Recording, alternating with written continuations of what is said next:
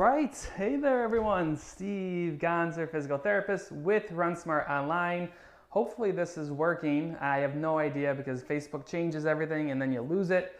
So I don't know what's happening, but I want to talk to you guys about training for your next race because as a physical therapist, a lot of my runners are coming through right now asking questions about timetables and how do you get the most bang for your buck. So what I figured I'd lead off with, it's been a couple days since I've posted, is just some general overview things that you guys can use in your own training plans to train smarter, get injured less, and run faster. Now, if you want some help with your training, you can go to the link in this post or the button down below, wherever you're watching this, there should be a link and you can actually get help with my system of training, which is the Gonser Method. It's what I've been working on over the last 10 years to help runners get awesome results. It's a cool little thing where we actually give you every run, every pace, every speed workout, strength workout, all this stuff to you based on what you need. So you can check that out in the post here. If not, what I encourage you to do is to use what I'm going to teach you here because it will make a difference in your running. I find a lot of runners make the same mistakes over and over and over again, which is speed workout every week, continuous builds in their mileage, not having enough time, all those different things. So I'm going to give you some framework you can use in your own running and training, and then we will go from there. So I'm going to talk about a couple different distances, mainly half and full marathons. If you are training for a race, let me know in the comments so I can see what people are training for. It'll give me ideas of how to use this the next couple of videos of how to structure this. But you have, I'm going to go with half marathons, full marathons, and then down here I'll just do like a little bit of shorter stuff. So let's talk about really these top two are my bread and butter. Helping runners train for half and full marathons is where I've come from and what I've worked with. And I've done this with myself in my training and the athletes I used to coach when I was a coach. So these things have been proven to work. We have a lot of members using what I'm about to teach you. So when we talk about the half and the full, let's start with the half marathon. How long should you train for half?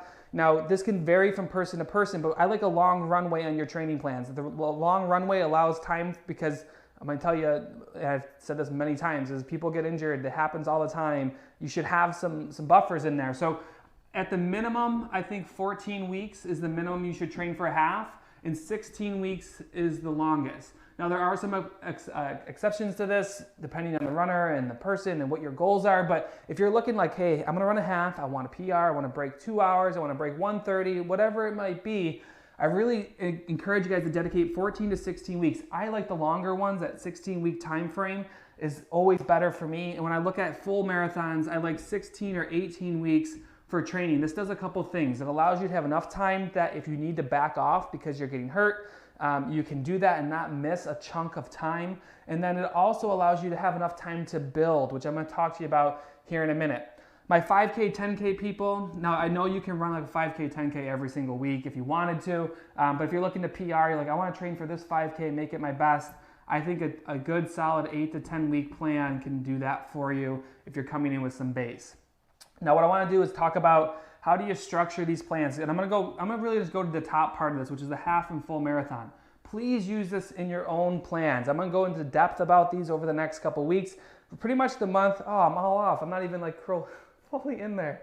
There we go. Hopefully that helps a little bit. Dang it. Let's see. Hold on, wait for me. No one told me. I'm sure someone told me in the comments. I can't even see it.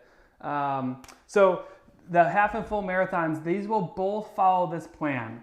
And I got one more thing to add on here. Do I have room? I'm going to split this in half. Man, look at all this white spot I left over here. I suck. All right. So 2-to-1 principle. I'm going to talk a lot about this in depth. Essentially, the 2-to-1 principle you should all be using in your training plans. It's something I use in mine, and the 2-to-1 principle says this. Typically what you see is most people, they start off like, let's say arbitrarily 20 miles a week, and then it's 22, 24, 26, 28, 30, 30, 32, 34, and they got this constant build of more and more miles. And what that does is it really increases your risk for injury because you're constantly building. So the 2-to-1 principle is this. You build for 2 weeks, you recover for 1. That 1 week is a 60% recovery of max mileage. So for easy math, I'm going to go with 50, say you're training 50 miles a week at your maximum, not every single week. Every 3rd week, you would go down to 30 miles. So you might be in your early plan running like 28, 30, 30, then 32, 34, 30.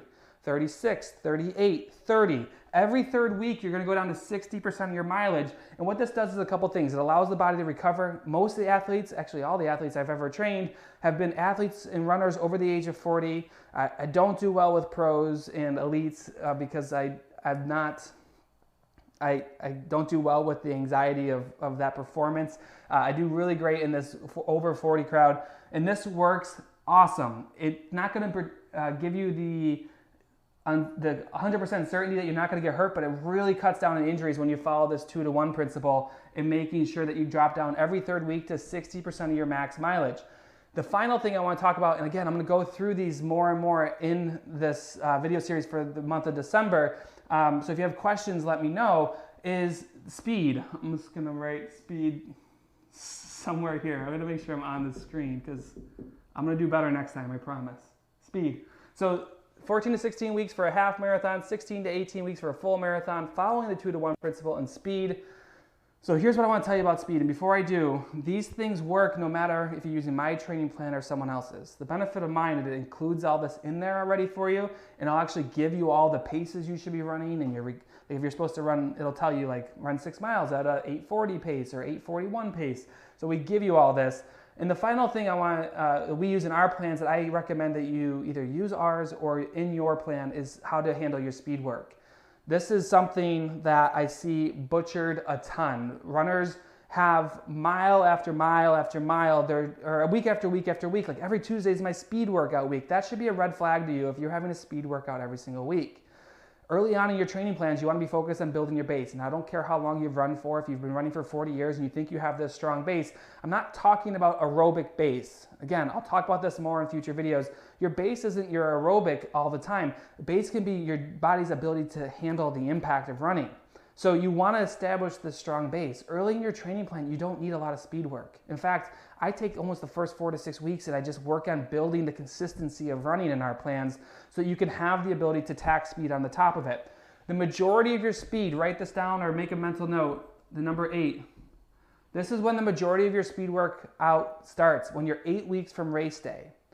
Up until that point, you're building up your base, you're building your aerobic engine, you're building your body's tolerance to activity without increasing risk for injury, and then you start the last 2 months adding your speed work in. And that's why these long training times make the most difference, because they give you the ability to have a runway so that you're 10 weeks into your plan and you have 10 weeks of base built up, and then you start adding your speed work on. Again, so many athletes, every Tuesday is my speed workout week, every Saturday is my long run, and it just torches you. If you've really struggled with your running, I encourage you to use these, or if you want me to just do it for you, we have this cool tool, you punch in some information, it builds out your complete training plan with strength workouts, speed workouts, easy runs, long runs, how to handle all that. All you have to do is go to the link in this post or the button down below. We can build it for you. We have a $1 trial, so it can literally legitimately cost you $1 to at least check it out.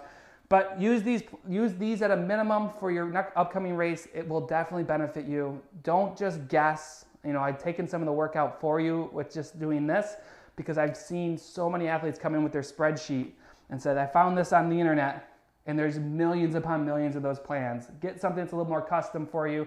You don't have to necessarily have an expensive coach to do this. You can use these principles or use what we have on our site. But hopefully this helps you guys. I'll be back pretty much for the month of December or whatever month we're in here, and helping you guys just kind of work through this. So let me know if you have any questions in the comments, and I'll talk to you guys soon. All right, have a great day and weekend, everyone. I'll talk to you soon. Bye-bye.